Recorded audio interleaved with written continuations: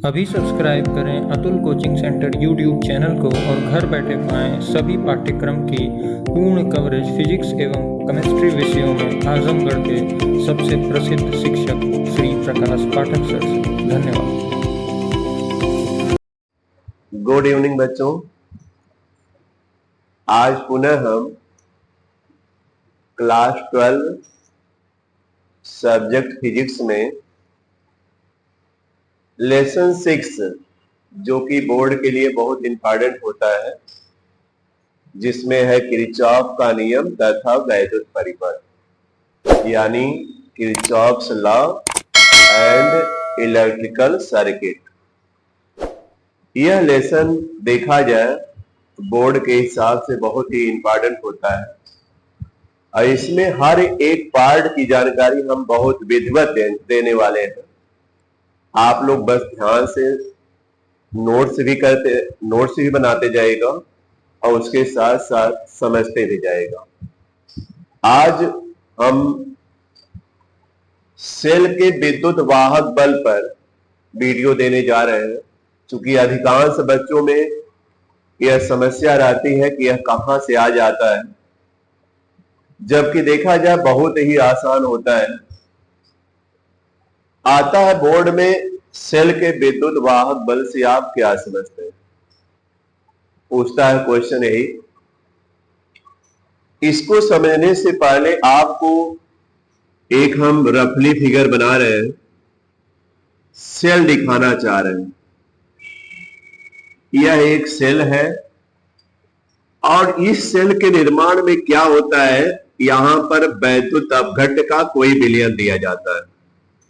वैद्युत अपघट्ट का कोई विलयन, जैसे जिंक सल्फेट, कॉपर सल्फेट, या साधारण तौर पर नमक है, उसको पानी मिला दीजिए और वह वैद्युत अपघट्ट का कार्य करने लगेगा। क्योंकि वैद्युत अपघट्ट का मतलब यही है कि जो आयनों में टूट जाए, जैसे प्लस आयन आएंगे माइनस आयन आएंगे, यही मतलब होता है। तो यह वैद्युत अपघट्ट का विलयन लिए और इसमें क्या किए, हम 2 इलेक्ट्रोड लगाए। एक आपका एनोड बोला जाता है, एक एनोड का काम करेगा। एनोड देखा जाए तो प्लस है और यह एक कैथोड है और यह देखा जाए तो माइनस। अब अगर इसको किसी बाह्य कोई परिपथ या कहिए बाह्य कोई चालक तार ए बी है, इसका कनेक्शन ले जाकर के इसमें कर दीजिए। यहां से यह कनेक्शन यहां हो गया, यहां कनेक्शन हो गया। तो इसका रेजिस्टेंस एक होता है, बाह्य प्रतिरोध जिसको बोलते हैं, वह आर होता है, जो कि चालक तार ए बी का होता है। इसके बारे में ओम के नियम में हमने बताया है आप लोगों को कि प्रतिरोध क्या है। तो बाह्य प्रतिरोध से आप इस सेल के इलेक्ट्रॉनों को जोड़ दिए। जोड़ने के बाद जब सेल से ऊर्जा चलती है तो उसे 2 जगह सामना करना पड़ता है, यानी 2 जगहों पर इसकी ऊर्जा कम होती है, या कह सकते हैं कि ऊर्जा लगती है। कहां कहां लगती है, तो बाह्य प्रतिरोध के विरुद्ध ले जाने में आवेश को। दूसरे नंबर पर है यह धारा एनोड से जब चलेगी और इस तरह जाएगी, यही रास्ता है एनोड से कैथोड की ओर। तो जब यह धारा इसमें से होकर जाती है यहां पर, तो यहां पर जो है एक प्रतिरोध काम करता है, वह आंतरिक प्रतिरोध होता आर, जिसके बारे में हम अगली वीडियो में आप लोगों को बताएंगे। एक आंतरिक प्रतिरोध आर है जो कि वैद्युत अपघट्ट के विलयन में लगता है, यानी जब सेल से धारा इलेक्ट्रोड से उतरती है और विलयन में से होकर फिर दूसरे इलेक्ट्रोड में जाती है, तो यह आंतरिक प्रतिरोध उसको रुकावट देता है, यानी उसको रोकने का प्रयास करता है। तो इस तरह देखा जाए तो यहां भी ऊर्जा का लॉस हुआ, यहां भी ऊर्जा का लॉस हुआ। तो जितनी टोटल ऊर्जा का लॉस हुआ एकांक आवेश को प्रवाहित करने में, वही कहलाती है सेल का विद्युत वाहक बल। यानी सीधी परिभाषा है कि एकांक आवेश को सेल सहित पूरे परिपथ में, सेल सहित इसलिए सम्मिलित हुआ क्योंकि सेल के अंदर आंतरिक प्रतिरोध भी है और बाह्य प्रतिरोध तो था ही। तो टर्मिनल विभवांतर में बताया गया होगा केवल बाह्य प्रतिरोध में वर्क होता था या ऊर्जा का ह्रास होता था सेल द्वारा, लेकिन यहां आंतरिक प्रतिरोध के विरुद्ध भी आवेश के प्रवाह करने के लिए यहां भी ऊर्जा लगती है, इस ऊर्जा को भी इंक्लूड किया जाता है।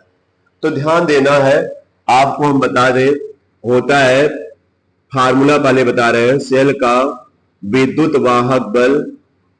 वाहक बल बराबर होता है सेल द्वारा दी गई कुल ऊर्जा रहेगी, दी गई कुल ऊर्जा अपान प्रवाहित आवेश, यही लिया जाता है, प्रवाहित आवेश यह लिया जाता है। यानी सेल के द्वारा कितनी ऊर्जा पूरा दी गई, या सेल द्वारा दी गई ऊर्जा, यानी यहां भी दी गई, यहां भी दी गई है, पूरी ऊर्जा यही है, अप्रवाहित आवेश। इसी हिसाब से इसकी परिभाषा दी जाती है। नीचे वाले को एकांक का बोलते हैं, यानी एकांक आवेश को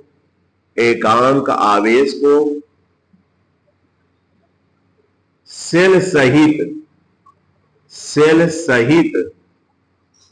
पूरे परिपथ ये बोलते हैं, सेल सहित पूरे परिपथ में प्रवाहित करने के लिए,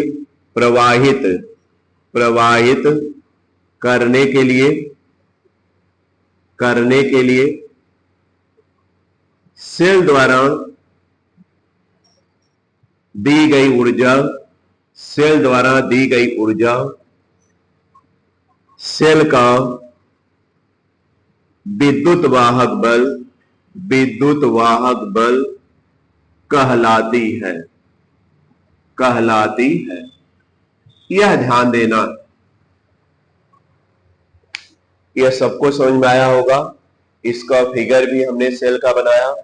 हमने बताया कि सेल सहित पूरे परिपथ का मतलब यही हुआ कि आंतरिक प्रतिरोध और बाह्य प्रतिरोध दोनों जगहों पर ऊर्जा खर्च होगी, इसलिए सेल द्वारा दी गई ऊर्जा यहां भी होगी, यहां भी होगी, तो कुल ऊर्जा यहां की और यहां की जोड़ा जाता है। इसके साथ साथ प्रवाहित आवेश पूरा रहेगा, तो ध्यान देना है। तो परिभाषा एक बार पुनः दोहरा रहे हैं। हमने बताया प्रवाहित आवेश को एकांक बोला जाता है। एकांक आवेश बोलेंगे तो एक कूलाम आवेश ही होता है, मतलब यही रखा जाता है। एकांक आवेश को सेल सहित पूरे परिपथ में प्रवाहित करने के लिए सेल द्वारा, यहां पर सेल रहेगा, प्रवाहित करने के लिए सेल द्वारा, यहां लिखा जाएगा सेल द्वारा दी गई ऊर्जा अगर देखा जाए तो सेल का विद्युत वाहक बल कहलाती है। यही नोट करना है, यही परिभाषा है, ऊपर हमने फार्मूला लिख दिया है। इसके साथ साथ इसका मात्रक देखा जाए तो यह ऊर्जा है, तो इसका मात्रक जूल होगा, इसका मात्रक कूलाम होगा, तो जूल प्रति कूलाम होगा, इसी को वोल्ट भी बोलते हैं। आप देखे होंगे कि विभवांतर का भी मात्रक वोल्ट होता है, लेकिन विभवांतर बस केवल इसके सिरों के बीच आता है, वहां पर बस इसके बीच ऊर्जा ले जाती है, और लेकिन यहां पर भी ऊर्जा, यहां पर भी ऊर्जा है, तो दोनों में ही फर्क रहेगा। और इसको आप लोग नोट कर लीजिएगा। आगे फिर हम इसके किरचॉफ का नियम देने वाले हैं, जो कि बहुत इंपॉर्टेंट रहेगा आपके लिए। धन्यवाद।